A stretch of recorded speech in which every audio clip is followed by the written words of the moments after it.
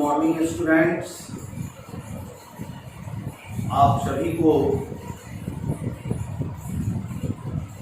पता होगा कि लॉकडाउन के कारण पठन पाठन में अवरोध आ गया है, तो उसको ध्यान में रखते हुए और समय पे सिलेबस पूरा हो उसके लिए ऑनलाइन क्लास की व्यवस्था की गई है। तो विद्यासागर ग्रुप ऑफ इंस्टीट्यूशन में पढ़ने वालों के लिए ये एक अति विशिष्ट मेथड द्वारा आप लोगों को वर्तमान परिवेश में शिक्षा देने का कार्यक्रम किया जा रहा है। आशा है कि आप इससे पूरी तरह से लाभान्वित होंगे। उसी कड़ी में हम आपको आज से क्लास 9 के साइंस का एक भाग शुरू करने जा रहे हैं। तो साइंस, जैसा कि आप लोग को शायद पता होगा या जो नहीं जानते होंगे वो जान लें कि अब आपको क्लास 9 मुख्य रूप से साइंस का, विज्ञान का आधार यहाँ से प्रारंभ होता है। तो आप साइंस में 3 भाग अब हो जाते हैं। फिजिक्स जिसको कहते हैं भौतिकी, केमिस्ट्री जो रसायन विज्ञान हुआ, और बायोलॉजी जीव विज्ञान। तो साइंस में अब 3 पार्ट आप लोगों को पढ़ना है। इसमें सभी अलग अलग खंड हैं और आपको अलग अलग खंडों में अलग अलग रूप से अध्ययन करना है। तो मैं विशेष रूप से आप लोगों को फिजिक्स यानी भौतिकी से संबंधित जितने भी लेसन्स हैं, जितना एक्सरसाइज है, जो भी अध्याय है, उसके सिलेबस को एक एक करके हम उसकी व्याख्या करेंगे। तो आइए सबसे पहले हम क्लास 9 में आपको क्या क्या पढ़ना है उसके सिलेबस पे एक नज़र डालते हैं। इंग्लिश माध्यम वालों के लिए और हिंदी माध्यम वालों के लिए, दोनों के लिए अलग अलग क्या क्या पढ़ना है एक नज़र इस पे डालते हैं। इंग्लिश माध्यम में, इंग्लिश मीडियम वालों को पढ़ना है, पहला फिजिक्स का पहला चैप्टर है मोशन, जिसमें हम लोग motion, types of motion, physical quantities, units and speed, velocity, acceleration, इन सबों के बारे में we will discuss about all these things in motion. इन सभी के बारे में हम लोग मोशन में पढ़ेंगे। दूसरा चैप्टर है force and laws of motion. Force and laws of motion, force, types of force, momentum, impulse, Newton's laws of motion, इन सभी के बारे में हम इस एक्सरसाइज में पढ़ेंगे। ये बेसिक सभी एक्सरसाइज है, यही आगे चल के आप 9 के बाद 11 में जाएंगे, एडवांस में पढ़ना है, फिर बीएससी में जाएंगे और डिटेल में पढ़ना है। तो इसके बारे में हम लोग पढ़ेंगे। तीसरा चैप्टर है ग्रेविटेशन। तो ग्रेविटेशन में आप लोग सभी जानते होंगे Newton's laws of gravitation, Newton के गुरुत्वाकर्षण का नियम। एक घटना आप सबों को पता होगा कि एक बार न्यूटन बैठा हुआ था एक ऑर्चार्ड में, तो देखा कि एप्पल के ट्री से एप्पल नीचे गिर जाता है। उसने सोचा यही लॉकडाउन का समय था। यही लॉकडाउन के समय में वो अपने घर में था और वो देखा, एक बार बागवानी में बैठा हुआ था तो देखा फल नीचे गिर रहा है। उसने सोचा ऐसा क्यों होता है, और उसी पर उसने ये डिस्कवरी कर दिया न्यूटन्स लॉ ऑफ ग्रेविटेशन। यही लॉकडाउन का समय था। इंग्लैंड में एक ऐसी बीमारी आई थी जिसके कारण 1 साल तक लॉकडाउन रहा। तो एक साल तक जो लॉकडाउन रहा तो वो कॉलेज ट्रिनिटी कॉलेज में पढ़ते थे, इंग्लैंड के ट्रिनिटी कॉलेज जो ऑक्सफोर्ड यूनिवर्सिटी में आता है, तो उनका कॉलेज बंद हो गया, वो घर गए और घर जाने के बाद बैठे बैठे समय कट नहीं रहा था तो उन्होंने ऐसा बहुत सारा डिस्कवरी कर दिया। तो आप लोग भी इस लॉकडाउन का फायदा उठाएं, नया नॉलेज प्राप्त करें, नई जानकारी प्राप्त करें। तो चलिए आगे हम लोग आते हैं। उसके बाद है वर्क एंड एनर्जी, कार्य और ऊर्जा, जिसमें आप लोग work, types of work, energy, types of energy, power, उसके बारे में पढ़ेंगे।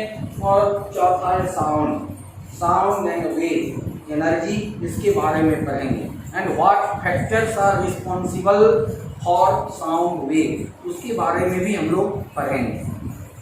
आइए एक नजर हम हिंदी मीडियम वाले सिलेबस पे डालते हैं। तो हिंदी मीडियम में देख लीजिए, सबसे पहला जो टॉपिक है वो है भारत और विज्ञान, भारत और विज्ञान। तो जिसमें आपको इंडिया में, भारत में विज्ञान की क्या स्थिति है, कितने भारतीय वैज्ञानिक आए हैं और भारत का विज्ञान प्रारंभ से अभी तक किस स्थिति में आगे बढ़ा है, उनके बारे में हम लोग इसमें अध्ययन करेंगे। दूसरा चैप्टर है बल और गति, फोर्स एंड मोशन। देखिए हिंदी मीडियम वाले को ये इंग्लिश मीडियम का ये दोनों यहाँ पे ला दिया गया है। Both the chapters are combined in Hindi medium. तो गति और force and laws of motion, यहाँ है बल और गति, ये दोनों मिला दिया गया है हिंदी मीडियम वाले को। तो आपको बल और गति पढ़ना है। उसके बाद गुरुत्वाकर्षण, जो इंग्लिश मीडियम में भी है और हिंदी मीडियम में भी है, दोनों में समान रूप से पढ़ना है आपको गुरुत्वाकर्षण। तीसरा है वर्क एंड एनर्जी, जो इंग्लिश मीडियम वाले को पढ़ना है 9 में, हिंदी मीडियम वाले को यही चीज क्लास 10 में पढ़ना है। तो ये 9 वाले पढ़ेंगे, 10 वाले का सिलेबस नहीं है। लेकिन पांचवा जो है साउंड, वो इसमें भी है। साउंड दोनों का कॉमन है।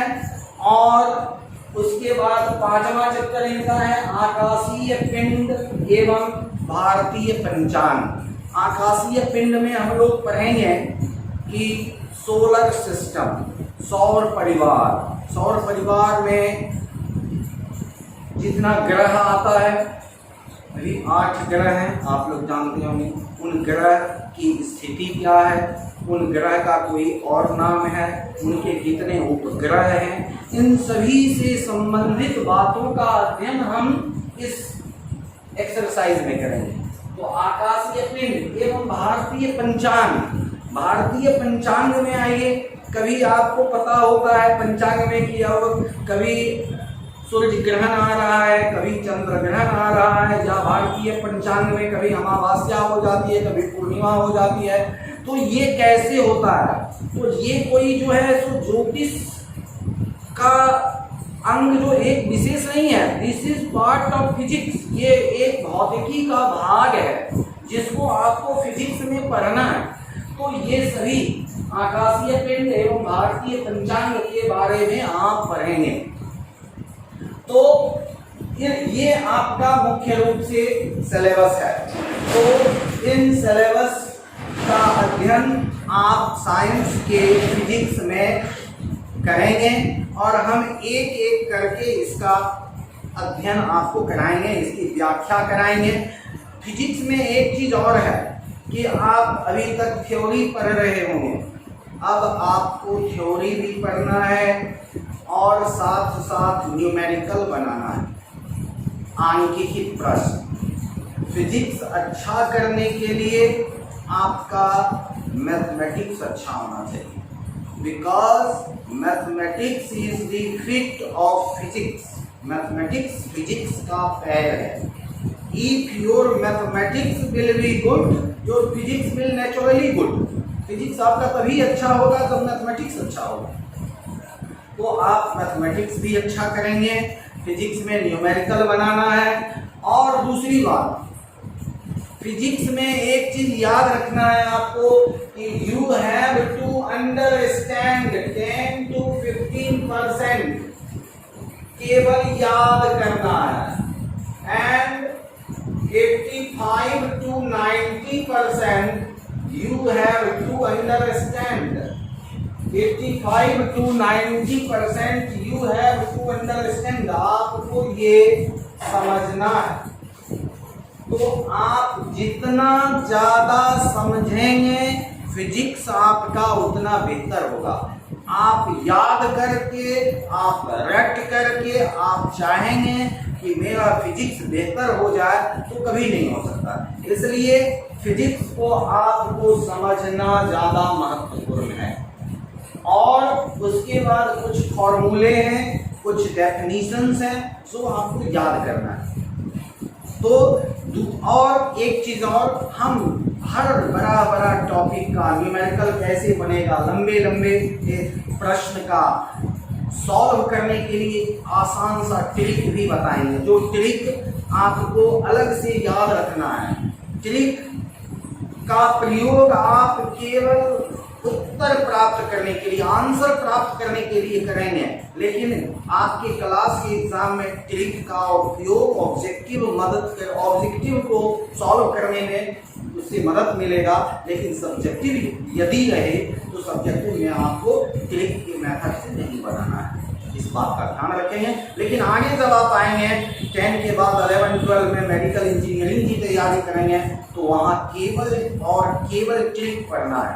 तो जितना ट्रिक्स और टिप्स का कंसेप्ट अभी से क्लियर रहेगा, आगे उतना ही आपका काम फिजिक्स में आसान हो जाएगा। तो चलिए हम आज सिलेबस पे फोकस किए। और एक चीज और हम कहेंगे कि हम सबसे पहले जो कॉमन है, जो हिंदी मीडियम वाले और इंग्लिश मीडियम वाले दोनों को पढ़ना है, वो चैप्टर पहले हम कराएंगे। दोनों का अलग अलग होगा। इंग्लिश मीडियम का क्लास अलग होगा, हिंदी मीडियम का क्लास अलग होगा। इंग्लिश मीडियम में भी इंग्लिश बाइलिंगुअल होगा, इंग्लिश बोलेंगे और हिंदी में भी समझा देंगे। हिंदी मीडियम वालों का तो हिंदी में होगा। आप भी इंग्लिश थोड़ा डेवलप करें, आपके लिए भी कुछ हम इंग्लिश का यूज करेंगे। तो इस तरह से तो हम सबसे पहले जो टॉपिक स्टार्ट करेंगे दोनों के लिए वो होगा हमारा मोशन। सबसे पहला हमारा टॉपिक होगा मोशन, जो हिंदी में हुआ गति।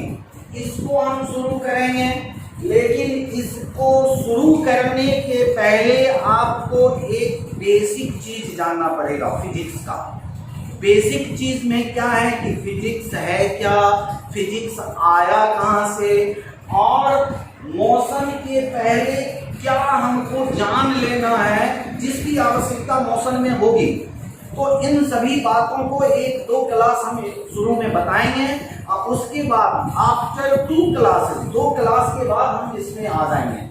तो ये आपका सिलेबस हुआ, इसको आप आत्मसात कर लें, अपने बुक में भी देख लें और हम यहाँ से स्टार्ट करेंगे। Thank you. ये इतना नोट करें, फिर अगला लेक्चर में हम आपको बताते हैं। ओके।